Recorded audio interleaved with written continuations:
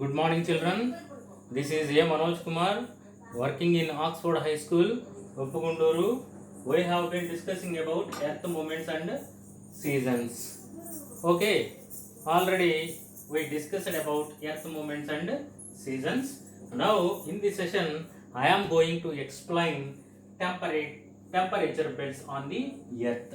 Already, previous class, I explained you about revolution, rotation, everything will land. Okay na? Then temperature belts. If you observe this earth, then this is 0 degrees latitude. 0 degrees latitude also called as equator. Okay na? If you go behind 0 degrees longitude, if you go above 0 degrees longitude, then you will reach 23 and half north latitude. 23 and half north latitude is called as Tropic of Cancer. If you go down, then you will reach 23 and half south latitude, that is Tropic of Capricorn. This is Tropic of Capricorn. Okay, so 66 and half north latitude, this one is 66 and half south latitude. Okay na? This is north pole, this is south pole. Do you understand? This is north pole and this is south pole. Okay, so everybody having the clarity regarding this, I think so. Do you understand? Okay na? Then due to the spherical shape of the earth shape is spherical. We know regarding that. Okay. Actually, due to the spherical shape of the earth, while receiving sunrises, okay, so by that time some areas receiving heavy sunrises. That means large number of sunrises are falling one area. Then in some areas these sunrises are falling slantily. That means sunrises are falling directly. Which areas are okay na? So directly towards the sun, those areas receiving. Okay na? Which areas face directly towards the sun, those areas receiving. Okay na? Sunrises. That means in that areas high temperatures are registering. So here temperatures are very low. Where in North Pole and South Pole. Why? Here sunrises are falling slantly. Slantly means bendly. Okay na? So it is hotter in the areas which face the sun directly. Just now I explained you. Suppose in 0 degrees latitude, sunrises are falling directly because so this 0 degrees latitude faces directly towards the sun.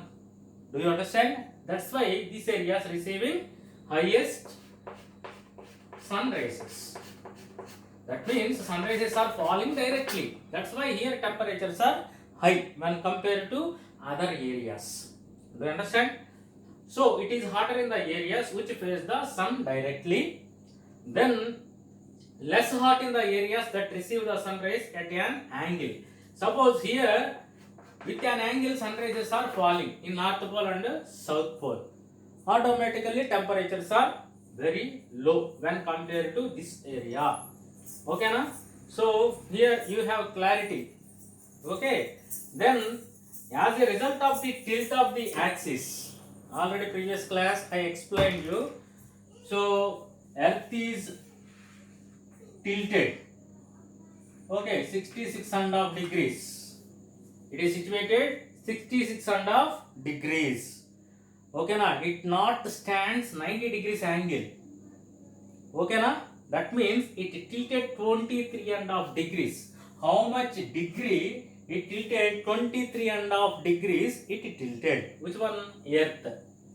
As a result of the tilt of the axis, the area which faces the sun directly keeps shifting throughout the year.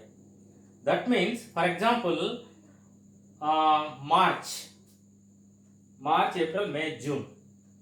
June and September, these areas, especially June and September, the areas okay, faces the sun, and those areas receiving, okay, now huge amount of sun rays. That means in June and September, especially in the North Pole and the South Pole areas receiving highest sun rays. So afterwards I will explain you very clearly regarding this. See, March 21st and September 23. Already one diagram I explained you in the previous class. Okay, March 21st and September 23, sun on the equator.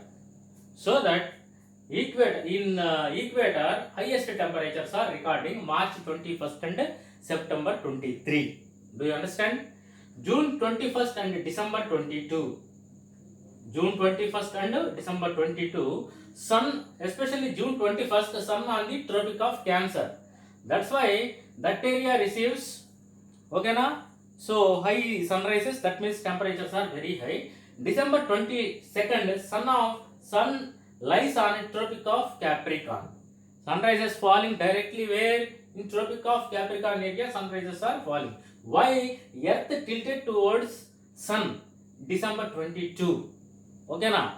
So that place receiving highest, registering highest temperatures, where? Tropic of Capricorn.